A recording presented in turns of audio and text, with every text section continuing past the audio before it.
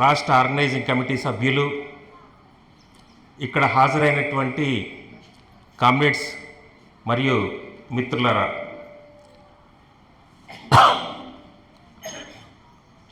April 24వ తేదీ 1948లో Socialist Unity Centre of India Communist పార్టీని ఈ యుగపు ప్రముఖ మార్క్సిస్ట్ తత్వవేత్త,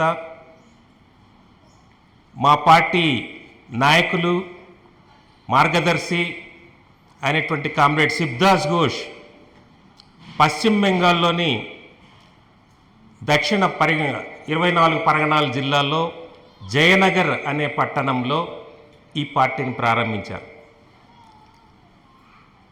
ఈ ఎస్యూసే పార్టీని ప్రారంభించినటువంటి 78వ వార్షికోత్సవం సందర్భంగా దేశవ్యాపితంగా పార్టీ సభలు, సమావేశాలు, మరి పార్టీ యొక్క సాహిత్యాన్ని ప్రజల్లోకి తీసుకువెళ్ళడము, చర్చలు జరపడము, నేటి జాతీయ అంతర్జాతీయ విషయాల గురించి ప్రజల్లోకి ఒక సరైనటువంటి, ఒక శాస్త్రీయమైనటువంటి మార్క్సిస్ట్ అవగాహన కల్పించడం కొరకు అనేక కార్యక్రమాలు చేపట్టడం అనేది జరుగుతుంది. అందులో భాగంగానే ఆంధ్రప్రదేశ్ రాష్ట్ర ఆర్గనైజింగ్ కమిటీ ఆధ్వర్యంలో హిందూపురంలో ఈ సమావేశాన్ని నిర్వహించడం అనేది జరుగుతుంది. ఈరోజు దేశంలో కానీ లేదా అంతర్జాతీయంగా కానీ లేదంటే మన రాష్ట్రంలో కానీ జరుగుతున్నటువంటి పరిణామాలు ఏ విధంగా మన దేశ కార్మికులు, రైతులు, సాధారణ ప్రజల యొక్క ప్రయోజనాలు దెబ్బతీస్తున్నాయి, వాళ్ళ యొక్క జీవితాలని ఎంత దుర్భరంగా చేస్తున్నాయి, జీవించడం కంటే మరణించడమే మేలు అనేటువంటి పరిస్థితుల్ని ఈరోజు ప్రపంచవ్యాప్తంగాను, మరి దాంట్లో భాగంగా మన దేశంలో కూడా ఈ పరిస్థితులనే కల్పించబడుతున్నాయి. దీనికి కారణం ఏమిటి అనేది చాలా ముఖ్యమైనది. వివిధ పార్టీలు, అది అధికారంలో ఉన్నటువంటి బీజేపీ నాయకత్వాన ఉన్న ఎన్డీఏ కూటమి కానీ, ప్రతిపక్షంలో ఉన్నటువంటి ఇండియా కూటమి కానీ, ఇవన్నీ కూడా చెప్తున్నది ఏమిటి అంటే, ఇప్పుడున్న వ్యవస్థ బాగుంది, ఇది మంచిదే, దీన్ని కొన్ని మార్పులు చేయాలి, కొన్ని సవరణలు చేయాలి, కొన్ని మార్పులు, సవరణలు, చట్టాల్లో మార్పులు, రాజ్యాంగంలో కొన్ని మార్పులు చేస్తే ఇదంతా బాగుంటుంది.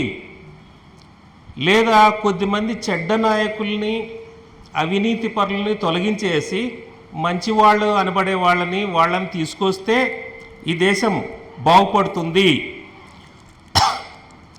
సమస్యలు పరిష్కారం అవుతాయి అనని ఈరోజు ఈ పార్టీలు మొత్తం మీద బ్రాడ్గా తీసుకుంటే ఆ విధమైనటువంటివి చెప్తున్నాయి. అంటే ఈ వ్యవస్థలోనే ఇలాగ ఉంటూనే ఇవన్నీ మార్చవచ్చు అని వాళ్ళు చెప్తున్నారు.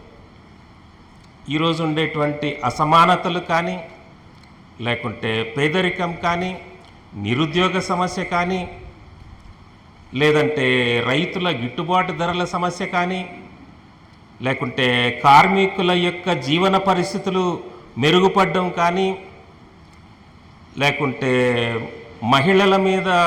మహిళలకు గౌరవము, లేకుంటే అత్యాచారాలు జరుగుతున్నటువంటి, వేధింపులు జరుగుతున్నటువంటి వాటి సమస్యకు సంబంధించి పరిష్కారం కానీ, ఇవన్నీ కూడా మేము చేస్తాము, మేమంతా బాగుపరుస్తాము అని చెప్పి ప్రతి ఎన్నికల్లోనూ వచ్చి వాళ్ళు చెబుతూ వాళ్ళు ఈ ప్రజలను నమ్మించడానికి వాళ్ళు కృషి చేస్తున్నారు.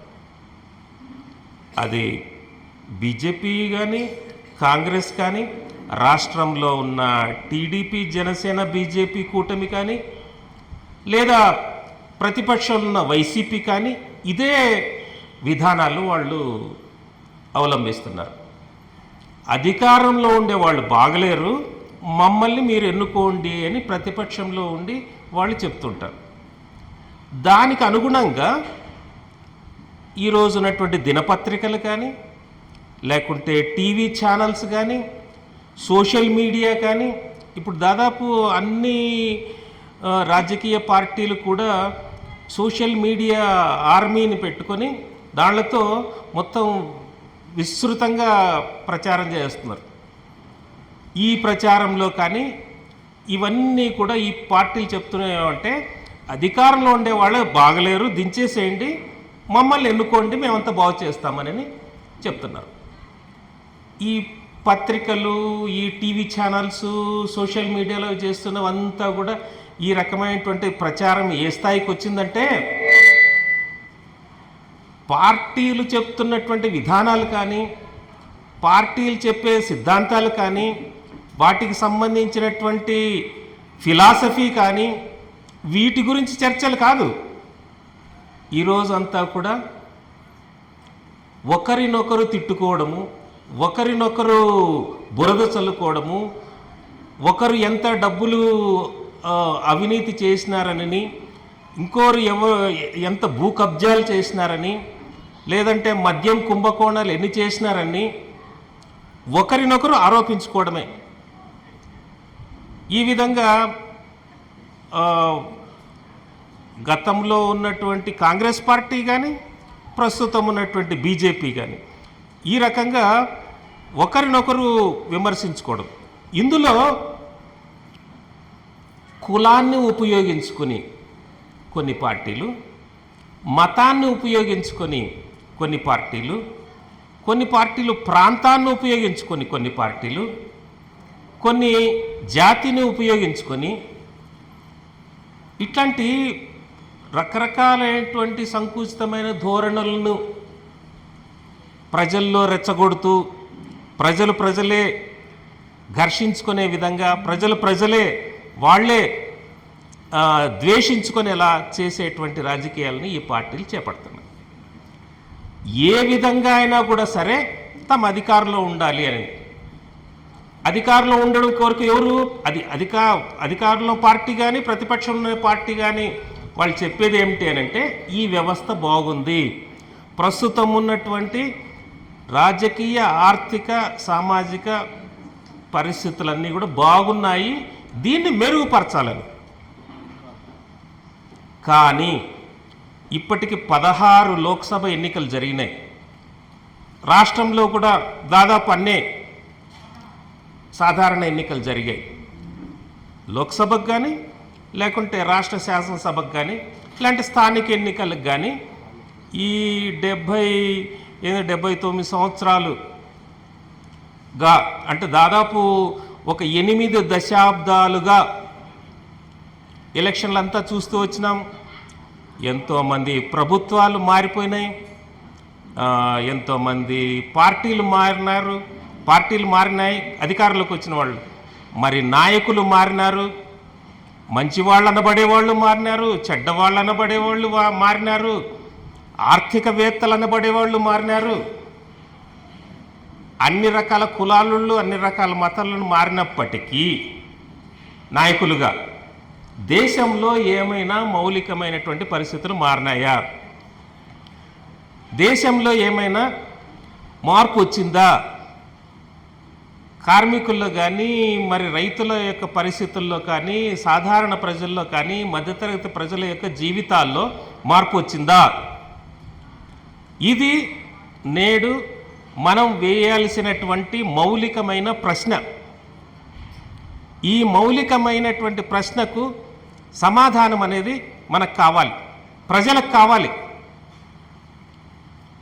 ఈ మౌలికమైన ప్రశ్నకు సమాధానం అనేది చెప్పకుండా దీన్ని దాటవేస్తూ, ప్రజలను మభ్యపెడుతూ, వాళ్ళకే ఘర్షణలు కల్పిస్తూ, లేకుంటే రకరకాలైనటువంటి స్కీమ్స్ ప్రవేశపెడుతూ, రకరకాలైనటువంటి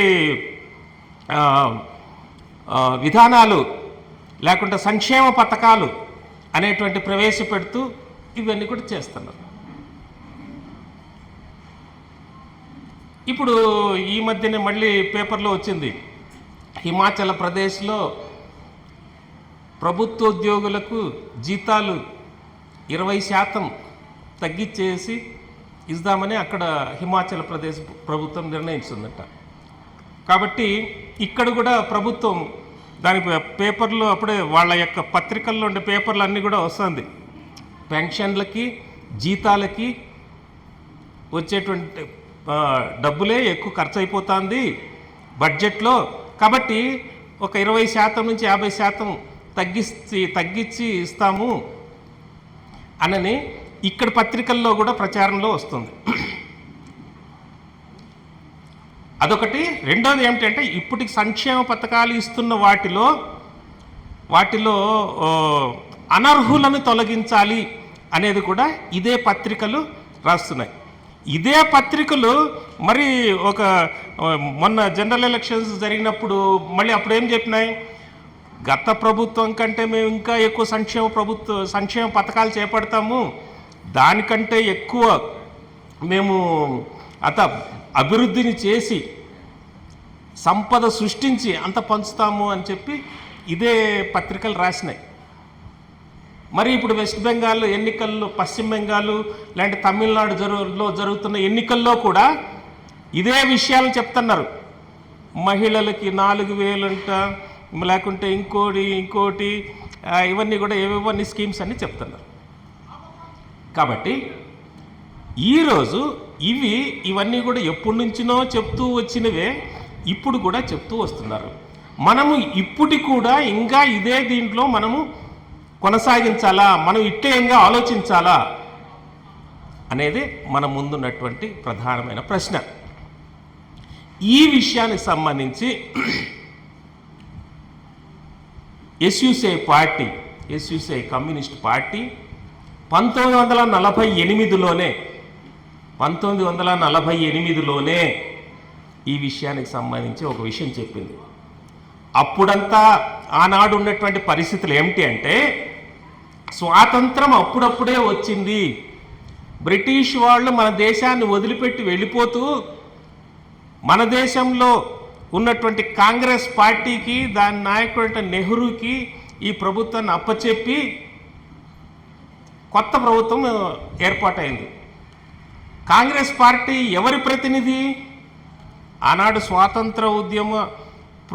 స్వాతంత్రం కొరకు పోరాటం చేసి బ్రిటిష్ వాళ్ళకి వ్యతిరేకంగా పోరాడేటువంటి వేదికగా ఉన్నటువంటి కాంగ్రెస్ పార్టీ దాన్ని బాగా పరిశీలించినట్టయితే దాని వెనకంతా ఎవరున్నారు అంటే, పైకి కనిపించే నాయకులు గాంధీ, నెహ్రూ, పటేల్ ఇట్లాంటి మౌనా, అబుల్ కలాం ఆజాద్ ఇట్లాంటి వాళ్ళు ఉండడం కాదు, వాళ్ళు ఎవరి ప్రతినిధులుగా ఉన్నారు?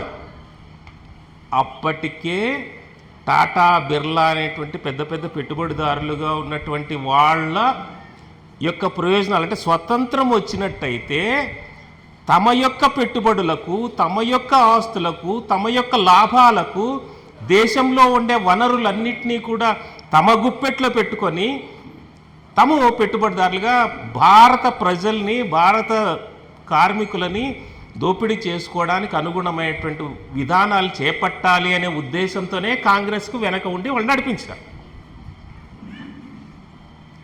గాంధీ యొక్క సబర్మతి ఆశ్రమానికి ప్రతి నెల బిర్లా 2,000 రూపాయలు పంపిస్తుంటేనే బిర్లా సబర్మతి ఆశ్రమం నడిచేది.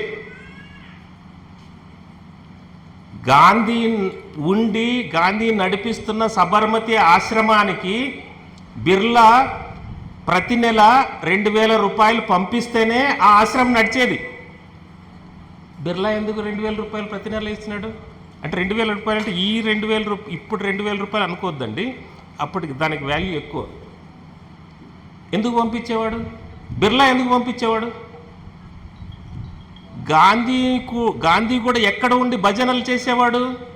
ఢిల్లీలో ఉండే బిర్లా మందిర్లో ఉండి భజన చేయించాడు ప్రజలందరి చేత. కాబట్టి అప్పుడు టాటా, బిర్లాలు తమ ప్రయోజనాల కొరకు కాంగ్రెస్ పార్టీని పెంచి పోషిస్తూ ఉన్నప్పుడే comrade Shibdas Ghosh SUC communist party యొక్క వ్యవస్థాపకులు. ఆయన ఆనాడు 1948 పార్టీ పెట్టే 1948 నాటికి ఆయనకి 25 సంవత్సరాలు. అప్పుడే ఆయన చెప్పాడు, బ్రిటిష్ వాళ్ళు వెళ్ళిపోతున్నారు, ఇప్పుడు ఇక్కడ భారత పెట్టుబడిదారుల యొక్క పాలన అనేది ప్రారంభమవుతోంది, వాళ్ళ యొక్క రాజకీయ ప్రతినిధిగా కాంగ్రెస్ పార్టీ ఉంటుంది, అప్పుడున్నటువంటి కేంద్ర ప్రభుత్వాన్ని నెహ్రూ నడిపిస్తున్నాడు, కాబట్టి ఒక దోపిడీ పాలన పోయి ఇంకొక దోపిడీ పాలన వచ్చింది, ప్రజలందరూ కూడా ఆనందోత్సాహాలతో సంతోషంగా ఉత్సవాలు జరుపుకుంటుండేకి ప్రజలు ఈ విషయం అర్థం చేసుకోవాలి అని కామ్రేడ్ శివదాస్ ఘోష్ చెప్పినారు. ఈ విషయాలు అర్థం చేసుకోవాలి, ఒక దోపిడీ పాలన పోయింది, ఇంకొక దోపిడీ పాలన వచ్చింది. అప్పుడు బ్రిటిష్ పెట్టుబడిదారులు మన దేశంలో ఉండేటువంటి ప్రజల్ని, మన దేశంలో ఉండే సహజ వనరులు దోపిడీ చేసుకునేవాళ్ళు. ఇప్పుడు భారతదేశ పెట్టుబడిదారులే భారతదేశంలో ఉన్నటువంటి సహజ వనరుల్ని, భారతదేశంలో ఉండే శ్రమశక్తిని దోపిడీ చేసుకోవడం ద్వారా కొత్త దోపిడీ పాలన ప్రారంభమైంది. కాబట్టి ఈ పెట్టుబడిదారీ దోపిడీ పాలన నుండి ప్రజల సమస్యలు వస్తాయి అని ఆ రోజు కామ్రేడ్ శివదాస్ ఘోష్ హెచ్చరించారు. కాబట్టి భారతదేశంలో ఉన్నటువంటి ప్రజలు ఎదుర్కొనేటువంటి సమస్యలకు ఈనాడు ఉన్నటువంటి రాజకీయ, ఆర్థిక, సామాజిక వ్యవస్థ కారణం. ఏం వ్యవస్థ కారణం అంటే పెట్టుబడిదారీ దోపిడీ విధానం అనేది కారణము అనే విషయాన్ని కామ్రేడ్ శివదాస్ ఘోష్ 1948లోనే ఆ విషయాన్ని చెప్పారు.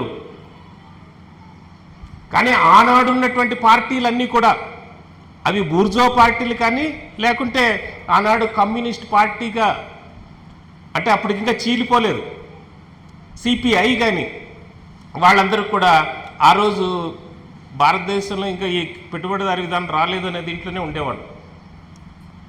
ఈ మిగతా బూర్జో పార్టీలు, కాంగ్రెస్ పార్టీ ప్రధానంగా ఉండేది. కాంగ్రెస్ పార్టీ ఇంకా సోషలిస్ట్ పార్టీని ఇట్లాంటి కొన్ని పార్టీలన్నీ కూడా ఉండేవి. ఇంకా జనసంఘ కొంత తర్వాత ఏర్పడింది. కాబట్టి ఆనాడు ఉన్నటువంటి పెట్టుబడిదారీ విధానం అనేది ప్రారంభమైంది ఆ రోజు 1947 నుంచి. కాబట్టి నేడు ప్రజలు ఎదుర్కొన్నటువంటి సమస్యలకు ఈ దోపిడీ విధానం కారణమవుతుంది, అప్పుడు ప్రారంభమైంది అనేది కామ్రేడ్ శివదాస్ ఘోష్ 1948లోనే ఆనాడు చెప్పారు. కానీ ఆనాడు కామ్రేడ్ శివదాస్ ఘోష్ పార్టీని ఏర్పాటు చేసేటప్పటికి పరిస్థితి ఏమిటి? వాళ్లకు ఆనాడు ఒక పార్టీ ఆఫీసుని ఏర్పాటు చేసుకోలేని పరిస్థితి. కొద్దిమంది యువకులు మాత్రం దానికి ముందుకొచ్చారు. ఏమిటి? ఒక నిజమైన కమ్యూనిస్ట్ పార్టీని ఏర్పాటు చేయాలని. ఎందుకు ఆనాడు సిపిఐ అనేది లక్షల మంది కార్యకర్తలు ఉండి కమ్యూనిస్ట్ పార్టీ అంటే సిపిఐనే అనుకునేటువంటి పరిస్థితుల్లో ఎందుకు అది కమ్యూనిస్ట్ పార్టీ కాదు అని వీళ్ళు కామ్రేడ్ శివదాస్ ఘోష్ ఆయన అనుచరులు వచ్చారంటే దానికి కారణం ఏమంటే అప్పటికి సిపిఐ చాలా పెద్ద తప్పులు చేసింది. చాలా పెద్ద తప్పులు అంటే వాళ్ళు ప్రధానంగా స్వాతంత్రోద్యమ ప్రవాహం నుంచినే పక్కకి వెళ్ళిపోయినారు ఆనాడు. కాబట్టి ఆ రోజు వాళ్ళు చాలా చెడ్డ పేరు కూడా వాళ్ళకు వచ్చింది. ఆ వివరాలకి అంతటికి నేను పోను, కానీ ఒక 2 అంశాలు మాత్రం చెప్తా. ఒకటి, 1942లో వచ్చినటువంటి చాలా పెద్ద ఉద్యమము క్విట్ ఇండియా మూవ్మెంట్. ఈ క్విట్ ఇండియా మూవ్మెంట్లో వాళ్ళు జాయిన్ అవ్వాల. సిపిఐ వాళ్ళు జాయిన్ అవ్వకుండా బ్రిటిష్ వాళ్ళకి సపోర్ట్ చేసినారు. ఎందుకు అంటే వాళ్ళు బ్రిటిష్ వాళ్ళకు సపోర్ట్ చెయ్యాలనే ఉద్దేశం కాదు, వాళ్ళు మార్క్సిజాన్ని సరిగ్గా అర్థం చేసుకొని అప్లై చేయడంలో విఫలం చెందడం వల్ల, వాళ్ళు చెడ్డవాళ్ళు అవ్వడం వల్ల కాదు, వాళ్ళు మార్క్సిజాన్ని ఎస్సెన్స్ను అంటే సారాన్ని అర్థం చేసుకోలేదు. కాబట్టి ఆనాడు 1942 ఉద్యమంలో జరిగేటప్పుడు, రెండవ ప్రపంచ యుద్ధం జరుగుతున్నప్పుడు ఫాసిస్టు కూటమికి వ్యతిరేకంగా ఆనాడు ఉన్నటువంటి అమెరికా, బ్రిటన్, రష్యా కలిసినటువంటి, రష్యా అప్పుడు సోషలిస్ట్ దేశం, కలిసి చేస్తున్నటువంటి పోరాటంలో స్టాలిన్ పిలుపును తప్పుగా అర్థం చేసుకున్నారు. ఈ కూటమికి సపోర్ట్ చేయండి మీరు, అమెరికా, బ్రిటన్, రష్యా కూటమి మీరు సపోర్ట్ చేయండి, ఫాసిస్ట్ కూటమికి వ్యతిరేకంగా ఫైట్ చేయండి అని అంటే ఇండియాలో బ్రిటిష్ వాళ్ళకి సపోర్ట్ చేయాలని వీళ్ళు చేసినారు. ఇది వీళ్ళు చేసినటువంటి పెద్ద బ్లండర్, అతిపెద్ద తప్పు. రెండవది ఏం చేసినారు, ఇండియా పాకిస్తాన్ విడిపోవడాన్ని లెనిన్ చెప్పినటువంటి జాతుల స్వయం నిర్ణయాధికార హక్కు దీన్ని అప్లై చేయడంలో భాగంగా అటు విడిపోవడం కరెక్టే, ఇది జాతులుగా రెండుగా విడిపోవచ్చు అనే దాన్ని సపోర్ట్ చేస్తారు. ఈ రకమైనటువంటి ఇంకా చాలా ఉన్నాయి బ్లండర్స్. వాళ్ళు అర్థం చేసుకోవడంలో విఫలం అవ్వడం వల్ల, వాళ్ళు చెడ్డవాళ్ళు అవ్వడం, నిజాయితీ లేకపోవడం కాదు, వాళ్ళు త్యాగాలు చేయకపోవడం కాదు, ఈ రకంగా మార్క్సిజాన్ని మౌలికంగా అర్థం చేసుకొని దాన్ని అప్లై చేయడంలోనే విఫలం అవ్వడం వల్ల వాళ్ళు ఇట్లాంటి చాలా భారీగా పెద్ద తప్పులు చేసినారు. కాబట్టి అప్పుడు కామ్రేడ్ శివదాస్ ఘోష్ ఈ విషయాలను గమనించిన తర్వాత ఇది నిజమైన కమ్యూనిస్ట్ పార్టీ కాదు, ఇది ఒక మధ్యతరగతి పార్టీ లేదా ఒక పెట్టి బూర్జువా పార్టీ, ఇది సోషలిజం మాట్లాడినప్పటికీ ఆచరణలో మాత్రం బూర్జువా విధానాలు పాటించేటువంటి పార్టీ, దీని వలన మన దేశంలో రెవల్యూషన్ రాదు, దీని వలన మన దేశంలో సోషలిజం రాదు అని అప్పటికి ఆయన ఒక నిర్ణయానికి వచ్చి ఒక నిజమైన కమ్యూనిస్ట్ పార్టీని దాన్ని నిర్మించాలని అనుకున్నాడు. అయితే సిపిఐనే మార్చేసి మన కమ్యూనిస్ట్ పార్టీ పెట్టచ్చు కదా, దాన్నే మార్చేసి మళ్ళీ మొదలు ఎందుకు పెట్టాలా అని కూడా కొద్ది చర్చ వచ్చింది. కానీ అప్పుడేం చెప్పినారంటే కామ్రేడ్ శివదాస్ ఘోష్, ఒక వర్గ పార్టీని ఇంకొక వర్గ పార్టీగా మార్చలేము, వ్యక్తులేమని రావచ్చు కానీ ఒక వర్గ పార్టీని ఇంకొక వర్గ పార్టీగా, అంటే ఒక పెట్టి బూర్జువా పార్టీని కమ్యూనిస్ట్ పార్టీగా మార్చలేము అనే విషయాన్ని ఆయన ఆ రోజు చెప్పాడు. అదేవిధంగా ఒక వర్గ రాజ్యాన్ని ఇంకొక వర్గ రాజ్యంగా మార్చలేము, కాబట్టి అట్లనే ఒక వర్గ పార్టీని ఇంకొక వర్గ పార్టీగా మార్చలేము, కాబట్టి సిపిఐని అట్లా మార్చే కాదు అని చెప్పి ఎస్యూసీఐ పార్టీని ప్రారంభించారు.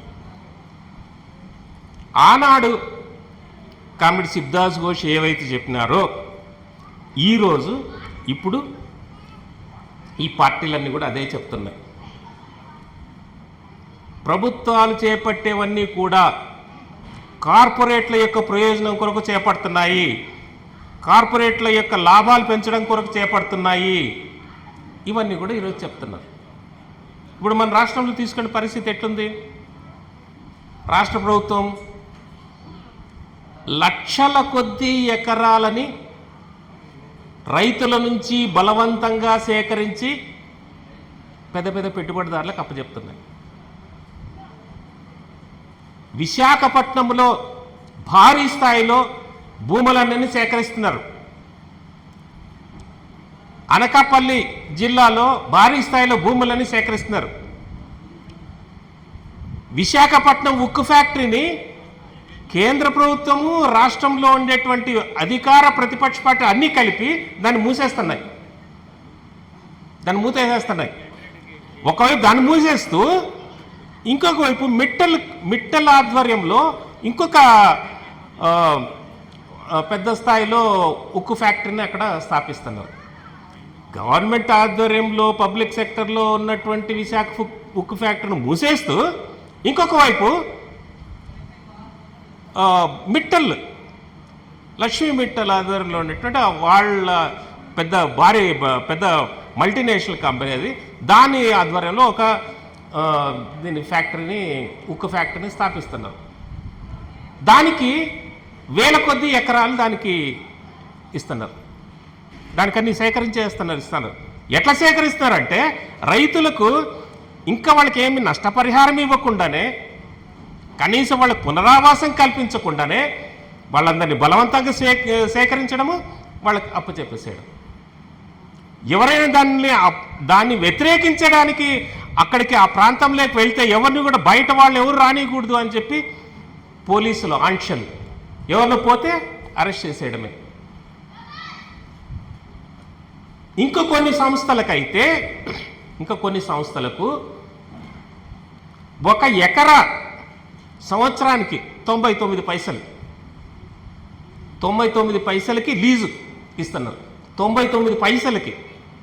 మామూలుగా రూపాయి అంటే ఎవరన్నా భిక్షగాళ్ళు ఇచ్చినా కూడా తీసుకోరు, ఇసురు పడేస్తారు. ఎవరన్నా మీరు ₹1 ఇవ్వండి, తీసుకుని ఇసురు పడేస్తారు.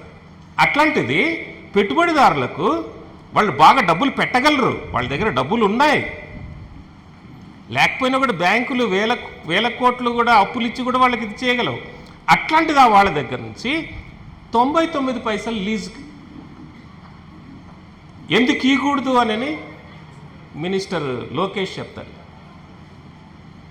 కాబట్టి లక్షల కొద్ది ఎకరాలని ఇక్కడ హిందూపూర్ దగ్గరనే 23,000 ఎకరాలని కొత్తగా సేకరిస్తున్నారు.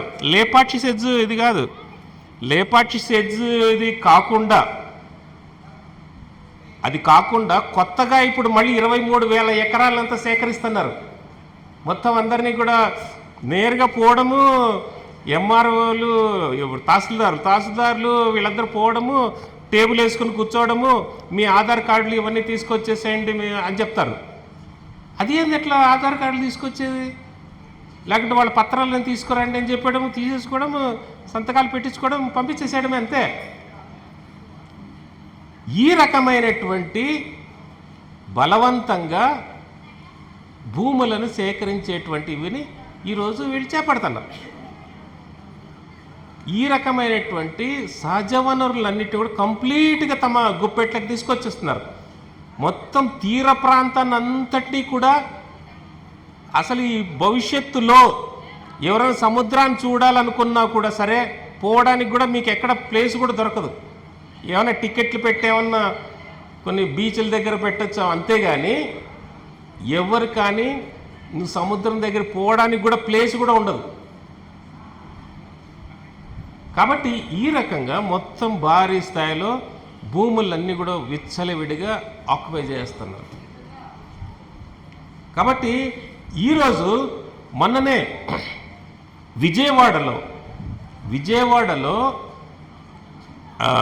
విజయవాడ నడి బొడ్డున ఉన్నటువంటి, అంటే మొత్తం సిటీలో చాలా కేంద్రం, అది హార్ట్ ఆఫ్ ది సిటీ. దాంట్లో 4 ఎకరాలు, అదేమి ఇంతకుముందు విజయవాడ బస్టాండ్గా ఉండే ప్లేసు, ఇప్పుడు ఉండేది అక్కడ నది దగ్గర ఉంది బస్టాండ్, కొత్తది కట్టిండేది. గతంలో ఉండే బస్టాండ్ అక్కడ కేంద్రం, అది 4 ఏకర్స్. దాన్ని లూలు అనే మాల్కు వాళ్ళకు లీజుకు ఇచ్చేసినారట. అతి తక్కువ దీనికి లీజుకు ఇచ్చేసాడు. అది 1000 కోట్ల విలువ చేస్తుంది. అది ఇప్పుడేమంటే దాన్ని కోర్టులో వేస్తేగినా దానికి ఇంకా సమాధానం చెప్పుకోలేక గవర్నమెంట్ దాన్ని మొత్తం వాళ్ళకి ఆ లీజు ఒప్పందాన్ని మేము విత్డ్రా చేస్తున్నామని విత్డ్రా చేసుకుంది, అంటే ఉపసంహరించుకుంది.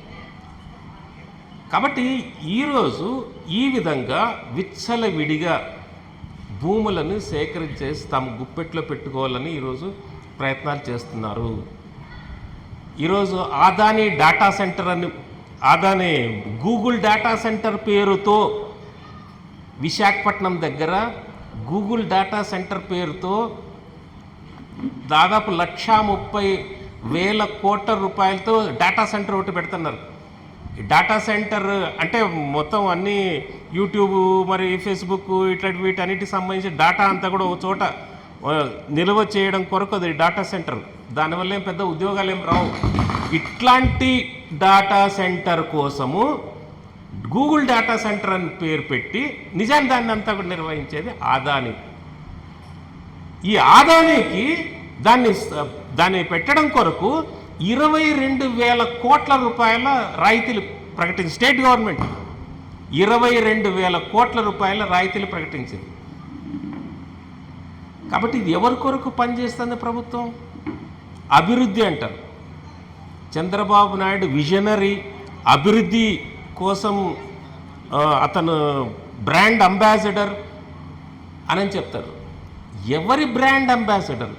పెట్టుబడిదారుల యొక్క బ్రాండ్ అంబాసిడర్ అవుతారు, కానీ రాష్ట్రంలో ఉన్నటువంటి కార్మికులకు,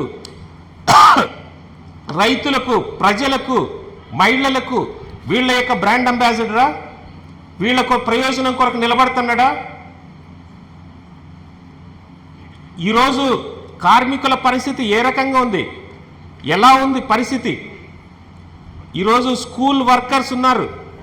ఆ స్కూల్ వర్కర్స్ ఒక్కొక్కరికి 6,000, స్కూల్ ఆయాలకి 6,000 రూపాయలు, నెలకు 6,000 రూపాయలు జీతం.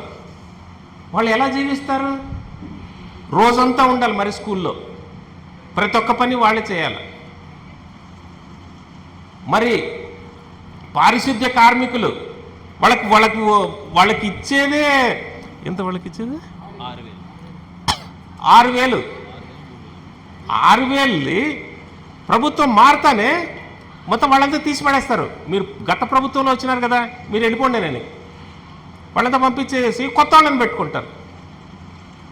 పోనీ నెలకు 6,000, నెలకి ఏమైనా ఇస్తారా అంటే అది కూడా లేదు. ఎప్పుడు ఇస్తారో ఎవరికి తెలియదు.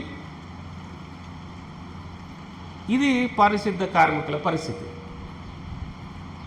ఇంకా మిగతా చోట్ల కార్మికుల పరిస్థితి ఏమిటంటే 10 గంటలు 12 గంటలు పని, 10 గంటలు 12 గంటలు.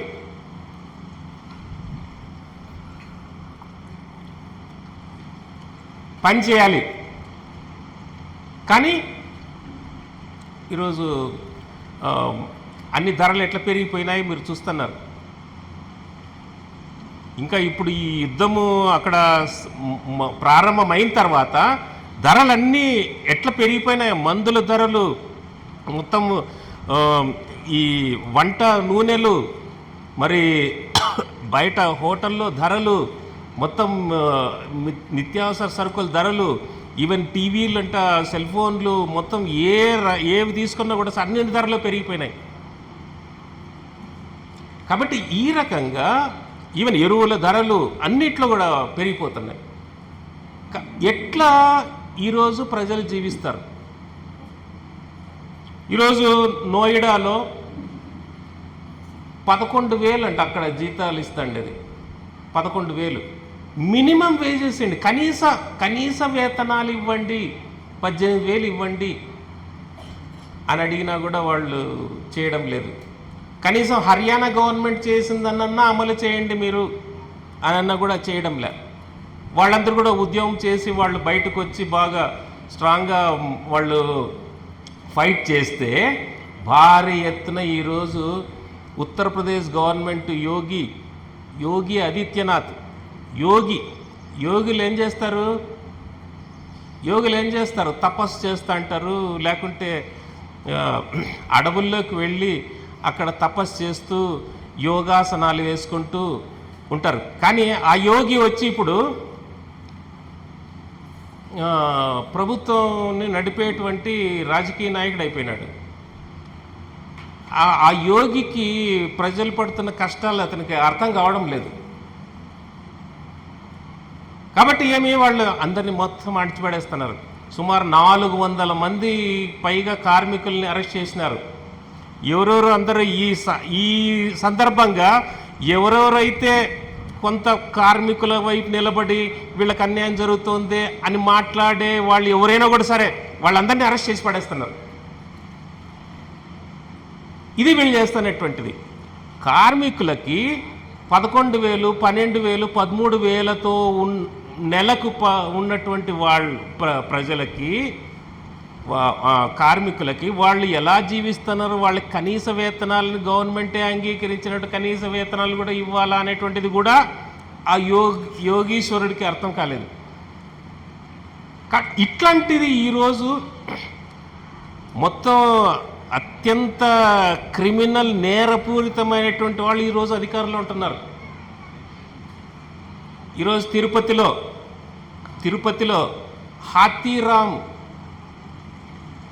హాతీరామ్ భూములు ఉన్నాయి.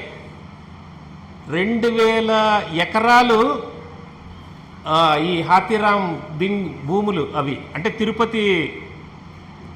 తిరుపతి దీంట్లో హాతీరామ్ ఇవి అంటే ఈ హాతీరామ్ అనే ఆయన ఒకప్పుడు ఎప్పుడు 400 సంవత్సరాల క్రితము వెంకటేశ్వర స్వామి దగ్గరికి వచ్చి ఆయన దగ్గర భక్తుడిగా ఇదైపోయి ఉన్నటువంటి దీనికి అతనికి వాళ్ళు ఆ దేవాలయం యొక్క తిరుపతి దేవాలయం యొక్క వ్యవహారాలను చూసేవాళ్ళు.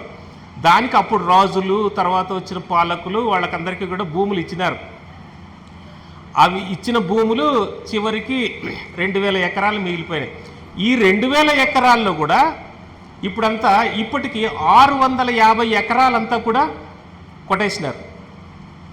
దీంట్లో పెద్ద రాజకీయ నాయకులు, టీటీడీలో ఉండేటువంటి పెద్ద చేపలు, మరి యూనివర్సిటీలో ఉండే పెద్ద అధికారులు, ఐఏఎస్ ఆఫీసర్లు, ఐపీఎస్ ఆఫీసర్లు, పోలీస్ అధికారులు, వీళ్ళందరూ కూడా ఈ హాతీరామ్ ఈ భూముల దీంట్లో 650 ఎకరాలు ఇప్పటికి కొట్టేసినారు. ఇంకా కూడా కొన్ని ముఖ్యమైన టౌన్లోనే దగ్గరలో ఉండేటువంటి వాటినే ఇప్పుడంతా కూడా వాటిని కొట్టేసి వాళ్ళే బోర్డులు పెట్టుకున్నారంటే దీంట్లోకి ఎవరు రాకూడదు. అంటే ఏమి వీళ్ళు చెప్పేది ఏమి, దేవుడు వెంకటేశ్వర స్వామి, మరి కలియుగ దైవము, ఇంకోటి చాలా వర్ణనలు చేసి ఇది చేసేటువంటి వాళ్ళు ఆయనకే మొత్తం ఆయనకుండేదాన్నే కొట్టేసి వీళ్ళు తమ సొంత ప్రయోజనాలకి ఇది చేసుకుంటున్నారు. దీని వెనకంతా రాజకీయ నాయకులు. ఆ రాజకీయ నాయకులు ఎవరు? అటు అధికారంలో ఉండే పార్టీను ఉన్నప్పుడు అధికారంలో ఉన్నప్పుడు వాళ్ళు దోచుకుంటారు, ప్రతిపక్షంలో ఉన్నప్పుడు వాళ్ళని అరుస్తూ ఉంటారు, వీడు దోచుకుంటున్నాడని. ఎందుకంటే ఇతను దించేస్తే మేము పోయి దోచుకోవడానికేనని. కాబట్టి ఈయన పోయి దోచుకుంటాడు. కాబట్టి ఎవరు పోయినా కూడా దోచుకోవడం మాత్రం తప్పదు.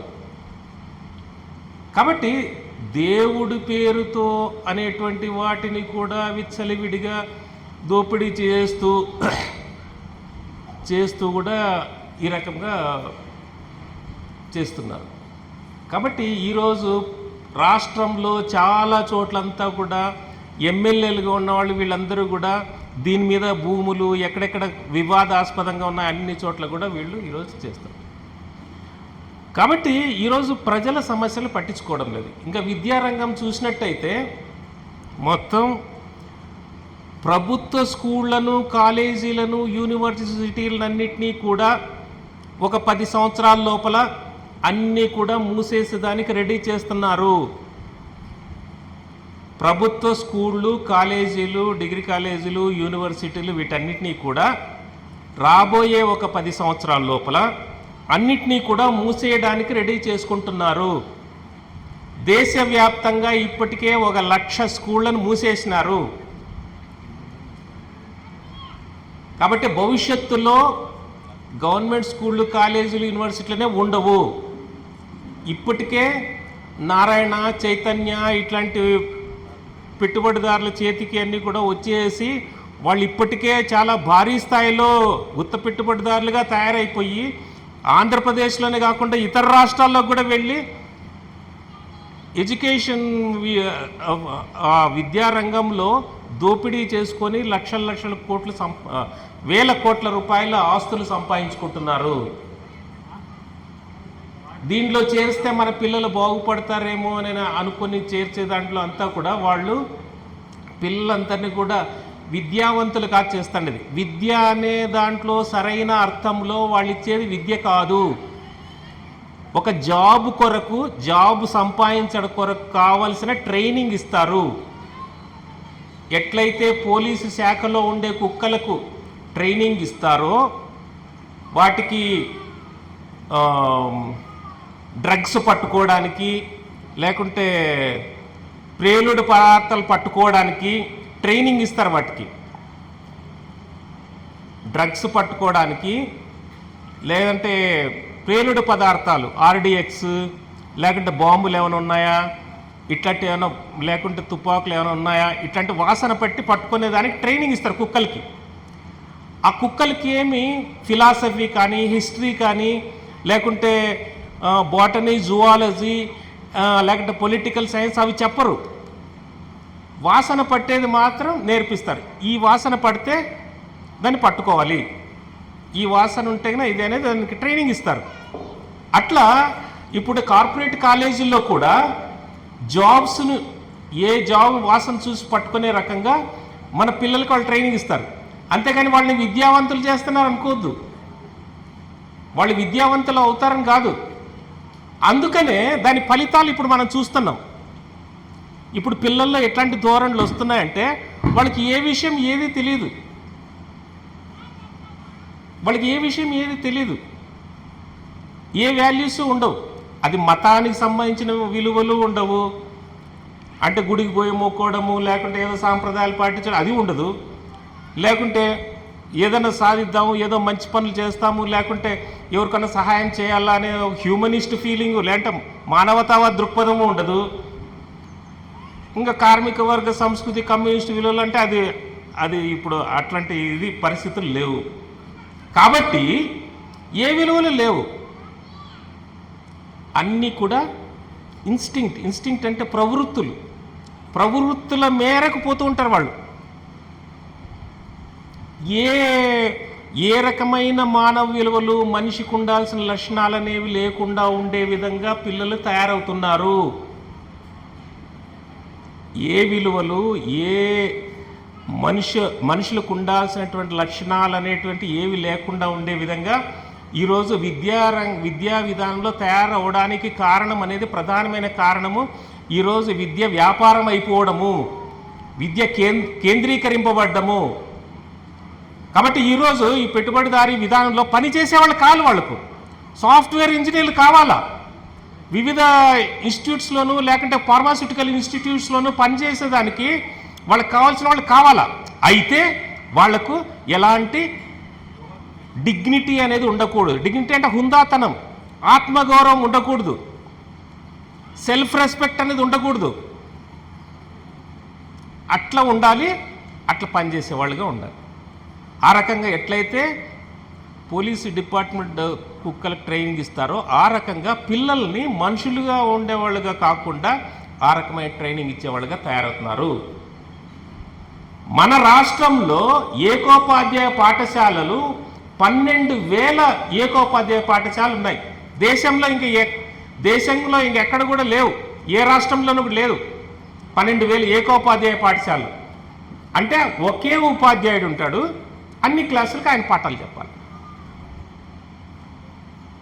ఇది ఈరోజు ఉన్నటువంటి పరిస్థితి. టైం ఎంత అయింది? అయిందా అదే? కాబట్టి పోయిందా?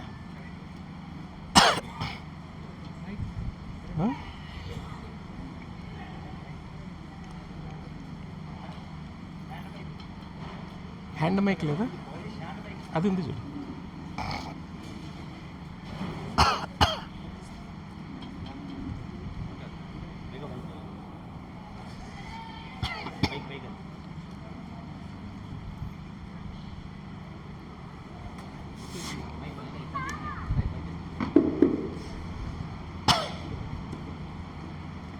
కాబట్టి విద్యారంగము చాలా అధ్వాన స్థితికి చేరుకుంది. భవిష్యత్తులో తీవ్రమైన మార్పులు రాబోతున్నాయి. హాస్టల్స్ ఇవన్నీ కూడా మొత్తం హాస్టల్లో చదివే పరిస్థితులు ఇవన్నీ కూడా ఎంత పేదవాళ్ళైనా కూడా సరే ప్రభుత్వ సాంఘిక సంక్షేమ హాస్టళ్ళు పెట్టి చదివిద్దాము అనుకునే పరిస్థితులు ఈరోజు లేవు. అట్లాంటి హాస్టల్గా తయారైనాయి. దాదాపు కాలేజీ లెవెల్లో దాదాపు అన్ని చోట్ల కూడా హాస్టల్ అన్నీ కూడా దాదాపు మూసేస్తున్నారు. ఒకవేళ ఏదైనా ఉన్నా కూడా అక్కడ ఉండేదానికి పరిస్థితులు అనేవి అనుకూలంగా లేవు. కాబట్టి విద్యారంగం అనేది ఈ రకంగా తయారైపోయింది. ఇంకా వైద్య రంగం అనేది ఇంకా అన్నీ కూడా ఎట్లా మందులు గిందులు ఇప్పుడేం అందుబాటు లేదు, 50% కట్ చేసేసినాడు బడ్జెట్లో. కాబట్టి వైద్య రంగం పరిస్థితి అంతా కూడా ఇదైపోయింది. మొన్ననే ఈ పీజీ స్టూడెంట్స్ గుంటూరులో వాళ్ళు పీజీ స్టూడెంట్స్ హైకోర్టులో కేసు వేసినారు. ఏమంటే ఆ కేసు వాళ్ళకి వాళ్ళకి కంటిన్యూస్గా 36 అవర్స్ పని చేయమని చెప్తారంట. కంటిన్యూస్గా 36 అవర్స్ వేస్తారట డ్యూటీస్. వాళ్ళు ఎట్లా పని చేస్తారు అసలుకు? వాళ్ళు రోగుల గురించి ఎట్లా పట్టించుకుంటారు? మాకు 8 గంటలు పనిచేసేది పెట్టండి, డ్యూటీలు మార్చండి అని వాళ్ళు హైకోర్టులో కేసు వేసినారు. ఇది ఈరోజు వైద్య రంగం పరిస్థితి.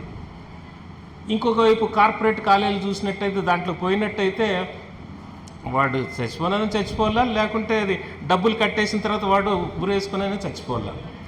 అట్లా పరిస్థితులు ఈరోజు వైద్య రంగం అనేది తయారైపోయింది. ఇంక నువ్వు ఏ రంగం తీసుకున్నా రైతుల పరిస్థితి అధ్వానంగా తయారైపోయింది. ఈ రకంగా ఉండేటువంటి పరిస్థితుల్లో ఈ వ్యవస్థ మనుషులకు పనికొస్తుందా, జీవించడానికి పనికొస్తుందా? ఈనాడుండే ప్రభుత్వాలు చెప్పేవి ప్రజల గురించి చెప్తున్నారా, ఆలోచిస్తున్నారా? కాబట్టి ఈరోజు వస్తున్న పేపర్లో వస్తున్నటువంటి కానీ, న్యూస్లో వస్తున్నవి కానీ, లేకుంటే మనం మామూలు ప్రతి టౌన్లోనూ మనం చూస్తున్నటువంటి పరిస్థితి చూసినట్టయితే ఎట్లుంది? కాబట్టి ఈ రకంగా చూసినట్టయితే ఈ వ్యవస్థ ఎంత మాత్రము ఉండడానికి అనర్హమైనటువంటిది.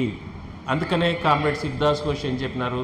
పెట్టుబడిదారీ విధానము అది మరణావస్థకు చేరుకుంది, ఇది ఎంత మాత్రం ఉనికిలో ఉండడానికి అర్హత లేనటువంటిది. కాబట్టి దీన్ని తొలగించి పారేసి సోషలిజం తీసుకురావాలి. సోషలిజం వచ్చినప్పుడు మాత్రమే అన్ని వనరుల్ని సామాజికీకరణ చేయడం ద్వారా కార్మిక వర్గమే దాని మీద అధికారం కలిగి ఉండి ప్రజల యొక్క ప్రయోజనం కొరకు, సమాజం యొక్క పెరుగుతున్న అవసరాల కొరకు ఉత్పత్తి చేసేటువంటి విధానం వచ్చినప్పుడు మాత్రమే అందరికీ అవకాశాలు దొరుకుతాయి, నిరుద్యోగ సమస్య అనేది పోతుంది, అసమానతలనే ఉండవు అనే విషయాన్ని కామ్రేడ్ శివదాస్ ఘోష్ చెప్పినారు. ఆయన కామ్రేడ్ శివదాస్ ఘోష్ మార్క్సిస్ట్ మహోపాధ్యాయులైనటువంటి మార్క్స్, ఏంగెల్స్, లెనిన్, స్టాలిన్, మావోల యొక్క వాళ్ళ నుంచి అవన్నీ కూడా స్వీకరించి, ఆలోచనలు స్వీకరించి ఆయన మన దేశంలో సమూలమైన మార్పు, విప్లవాత్మకమైన మార్పును కృషి చేయడానికి ఎస్యూసిఐ పార్టీని నిర్మించినారు. కాబట్టి SUCI party, Socialist Unity Centre of India అనే కమ్యూనిస్ట్ పార్టీ సమాజంలో విప్లవాత్మకమైన మార్పు కొరకు కృషి చేసేటువంటి పార్టీ ఇది. కాబట్టి ఎస్యూసిఐ పార్టీ ఈ రకమైనటువంటి విప్లవ మార్పు తీసుకొచ్చే దాంట్లో భాగంగా దానికి అనుగుణంగా ఈరోజు వివిధ రంగాల్లో ఉద్యమాలను మనం చేపడుతున్నాము. అది విద్యార్థి రంగంలో కానీ, లేకుంటే కార్మిక రంగంలోనూ, మరి రైతుల రంగంలోనూ, మహిళల యొక్క సమస్యల మీద కానీ, లేకుంటే యువకుల యొక్క సమస్యల మీద అన్ని రంగాల్లో కూడా మనం చేపడుతున్నాము. మరి ప్రజా హక్కుల యొక్క పరిరక్షణ కొరకు కానీ, ఇట్లా అన్ని ఫీల్డ్స్లో కూడా మనం దీన్ని ఉద్యమాన్ని విస్తరించడానికి కృషి చేస్తున్నాము. ఈ పార్టీకి డబ్బులు కావాలంటే ఈ పార్టీ పెట్టుబడిదారుల దగ్గరికి, లేకుంటే అక్రమార్జన పరుల దగ్గర పోయి డబ్బులు తీసుకోదు, డొనేషన్స్ తీసుకోదు, విరాళాలు. ఈ పార్టీ కార్మికుల దగ్గరికి వెళ్తుంది, రైతుల దగ్గరికి వెళ్తుంది, సామాన్య ప్రజల దగ్గర నుంచి చిన్న చిన్న మొత్తాలని తీసుకొని దీంతో ఈ పార్టీ నడుస్తుంది. పార్టీ ఆఫీసులు కానీ, పార్టీ పూర్తి స్థాయిలో పనిచేస్తున్న కార్యకర్తల యొక్క వాళ్ళ యొక్క కనీస అవసరాలు కానీ పార్టీ దేంతో నడుపుతుందంటే, పార్టీ సభ్యులుగా ఉన్నవాళ్ళు ఆ కామ్రేడ్స్ వాళ్ళ యొక్క జీతాల్లో వచ్చేది కానీ, లేదంటే వాళ్ళు పనిచేసే దాంట్లో వచ్చే దాంట్లో కానీ, వాళ్ళకు అప్పులు ఉన్నప్పటికీ కూడా సరే, వాళ్ళు ఎంత అప్పులలో ఉన్నప్పటికీ సరే, పార్టీ కొరకు ఇస్తున్నటువంటి డొనేషన్స్ ద్వారా ఈ పార్టీ నడుస్తుంది. ప్రతి నెల పార్టీ కార్యకర్తలు బస్టాండ్ల దగ్గర, రైల్వే స్టేషన్ల దగ్గర, వీధుల్లోనూ ప్రతి ఇంటికి వెళ్ళి డబ్బు కలెక్ట్ చేయడం ద్వారా ఈ పార్టీ నడుస్తుంది. పెట్టుబడిదారుల యొక్క ప్రాపకంతో కాదు, పెట్టుబడిదారుల యొక్క సపోర్ట్తో కాదు. దేశంలో ఏ పార్టీ అయినా ప్రజల మీద పూర్తిగా ఆధారపడి, ఊరిక పైకి చెప్పేది కాదు, నిజంగా లిటరల్గా దశాబ్దాల తరబడి పార్టీ పనిచేస్తుందంటే ప్యూర్గా, పూర్తిగా ప్రజల యొక్క మద్దతుతోనే, ప్రజల యొక్క సపోర్ట్తోనే, ప్రజల యొక్క సానుభూతితోనే ఈ పార్టీ నడుస్తుంది. ఈ పార్టీ ద్వారా మాత్రమే ఈ దేశంలో మార్పు వస్తుంది. ఈ పార్టీ ద్వారా మాత్రమే ఈ దేశంలో విప్లవం అనేది వస్తుంది. పైకి ఏమీ కనిపించకపోవచ్చు, పైకి ఏమీ ప్రచారం లేకపోవచ్చు, పైకి ఈ పార్టీ ఈ టీవీలు పత్రికలు రాయకపోవచ్చు, కానీ ఈ పార్టీని గుర్తించే రోజు, ఈ పార్టీ స్థాపించినటువంటి కామ్రేడ్ శివదాస్ ఘోష్ గురించి అందరూ చదివే రోజు, అందరూ ఆలోచించే రోజు కూడా రాబోతుంది. ఈరోజు 25 రాష్ట్రాల్లో ఈ పార్టీ పనిచేస్తుంది. ఇప్పుడు మొత్తం ఈవెన్ విదేశాల్లో కూడా ఈ పార్టీ తన భావాలు, ఆలోచనలు విస్తరింప చేసుకుంటుంది. కాబట్టి రాబోయే రోజులు మరింత సంక్లిష్టమైన రోజులు రాబోతున్నాయి. దాంట్లో ఎస్యూసై పార్టీ ఒక ముఖ్యమైన, ప్రధానమైన, మౌలికమైన పాత్ర నిర్వహిస్తుంది. కాబట్టి ఈ విషయాన్ని మన కామ్రేడ్స్, మరి మద్దతుదారులు, మరి సోదర కార్మికులు, సోదరి మండలి వాళ్ళందరూ కూడా గుర్తించాలని, ఈ పార్టీకి మరింత మద్దతును మీరు ఇచ్చి దీన్ని ప్రోత్సహించాలని, ఈ పార్టీ ఆధ్వర్యంలో జరిగేటువంటి ఉద్యమాల్లో బలమైనటువంటి పాత్ర నిర్వహించాలని, ముఖ్యమైన పాత్ర నిర్వహించాలని, మరింత బాధ్యతలు తీసుకోవాలని నేను మీకందరికీ విజ్ఞప్తి చేస్తూ నేను ఇంతటితో ముగిస్తున్నాను. ఎస్యూసై కమ్యూనిస్ట్ పార్టీ వర్ధిల్లాలి, పెట్టుబడిదారీ వ్యతిరేక సోషలిస్ట్ విప్లవం వర్ధిల్లాలి, Marxism Leninism comrade Shibdas Ghosh ఆలోచన విధానం వర్ధిల్లాలి, కార్మిక వర్గ అంతర్జాతీయత వర్ధిల్లాలని చేస్తూ నేను ఇంతటితో ముగిస్తున్నాను.